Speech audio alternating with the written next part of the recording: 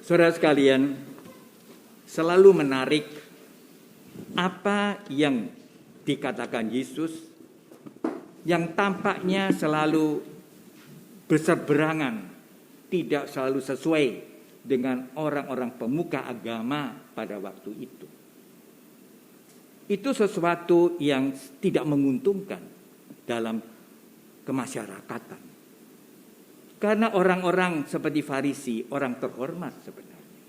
Tapi mengapa Yesus selalu tampaknya berseberangan? Juga termasuk ini. Kalau kita melihat para rasul sebenarnya adalah orang-orang yang pekerjaannya nelayan. Artinya orang-orang yang sederhana dan mungkin orang-orang yang polos karena mencari ikan, bukan mencari bangsa, bukan mencari musuh.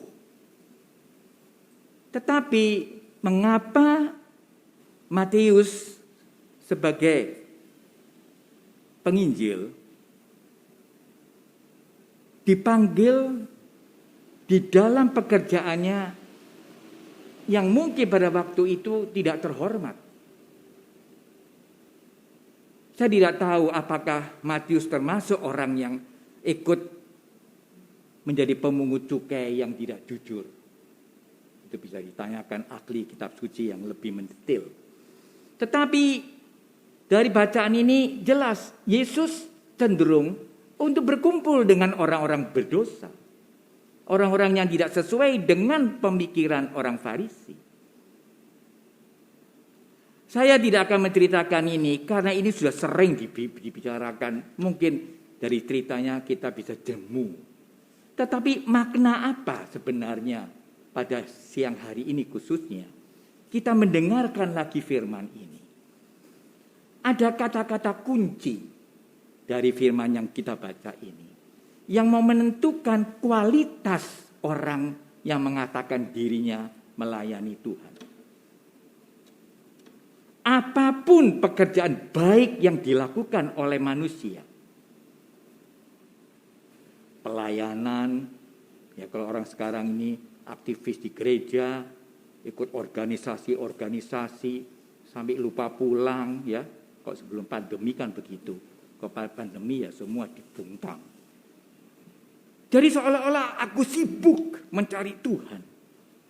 Sibuk menolong orang ini. Juga di dalam masa pandemi. Sudah sibuk dengan orang itu. Jadi seolah-olah aku tidak punya waktu untuk orang lain. Tapi ini. Jadi aku adalah orang baik. Yesus mengatakan ukuran menentukan orang baik itu. Bukan apa dan banyaknya pekerjaan. Juga di rumah tangga. Soal menjadi ibu yang baik, sibuk. Selalu memikirkan makanan, memikirkan ini untuk suami. Tidak. Tapi satu kata. Belas kasih. Apakah semuanya dilakukan untuk kita belas kasih? Jangan pengandaian. Banyak pengandaian. Aku sudah nyumbang gereja. Aku sudah begini. Apalagi. Itu pengandaian. Dan kadang-kadang kalau dilihat. Ada suatu pertentangan yang besar. Di luar terkenal sebagai tokoh. Jangan sampai di rumah seperti macan, seperti singa. Dan dengan istrinya. Karena apa? Ini juga terbalik ya. Bisa nanti dipikir saya bela-bela ibu. Tidak. Bisa juga ada macan perempuan ya. Takut istri semua itu ada. Yang saya mau katakan. Kamu aktif di luar itu mencari apa sebenarnya? Mencari terkenal? Mencari terhormat? Mencari konco? Apa tuh yang kamu minta? Bisa begitu, tapi seringkali enggak. Pengandian semua. Tapi kalau sudah pulang rumah, orang bisa terkejut. Suka menampilin istrinya. Ada itu. Kalau di luar rumah, mungkin ada yang hati-hati. Jangan menunjukkan bahwa kita baru berkelahi. Jadi bersandiwara akhirnya. Saudara sekalian, itu tidak mustahil, walaupun tidak sama seperti apa yang saya ceritakan. Belas kasih itu suatu yang tidak diukur dari banyaknya kegiatan. Kita sudah tahu semuanya, tapi kita lupa. Tidak diukur dengan begitu menonjolnya kita. Tidak. Belas kasih adalah suatu sikap. Apapun yang saya kerjakan, inilah suatu persembahanku kepada Tuhan. Kata-katanya begitu. Tapi apakah kata-kata itu menjamin prakteknya demikian? Seperti apa yang saya katakan tadi? Tidak. Inilah sebenarnya. Jadi pada hari ini kita diingatkan. Betulkah kita berbelas kasih kalau kita memberikan, kalau kita berbuat? Jangan pengandaian. Maka yang penting adalah kejujuran zaman sekarang ini. Nah, pandemi ini belajar. Kamu tidak bisa hidup sendiri. Kamu tidak bisa egois. Kamu tidak bisa memikirkan dirimu sendiri. Nah, pandemi ini. Siapa yang berani mengatakan, walaupun sudah penerima vaksin, aku sehat. Hati-hati itu. Tapi juga bukan ketakutan-ketakutan yang tidak perlu. Tapi semuanya ini adalah pembelajaran. Supaya orang tunduk. Tunduk kepada apa? Tunduk kepada kejujuran dirinya. Tunduk kepada ketulusan hatinya.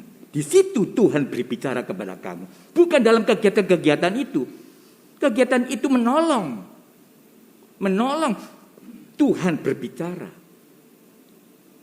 Sehingga kita diukur dengan apakah kita selalu damai dalam hidup.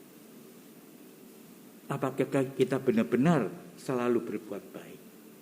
Maka mari saya tidak berkepanjang karena rupanya sudah ada banyak yang tidur ini di grup. Terus terang aja supaya kita mengerti artinya tidur itu baik. Saya tidak mau menerangkan, tapi artinya resapkanlah ini. Saya juga setiap kali omong gini, saya menjadi kecil hati. Betulkah saya ini belas kasih?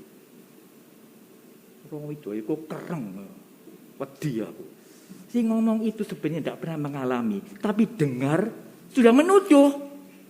Iku, dolan. Aku nggak ngerti, tangkemi dibungkam iki mentotok atau apa. Jadi saudara sekalian, begitu-begitu itu dalam gereja. Saya harapkan tidak ada ya, saya harapkan. Jadi mudah-mudahan tidak. Itulah yang membuat tidak damai.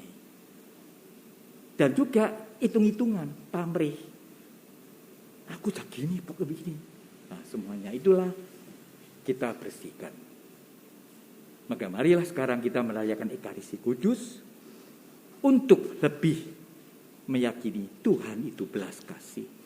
Karena itulah Dia memberikan dirinya, tubuhnya sebagai makanan kita supaya kita tetap hidup dan sehat.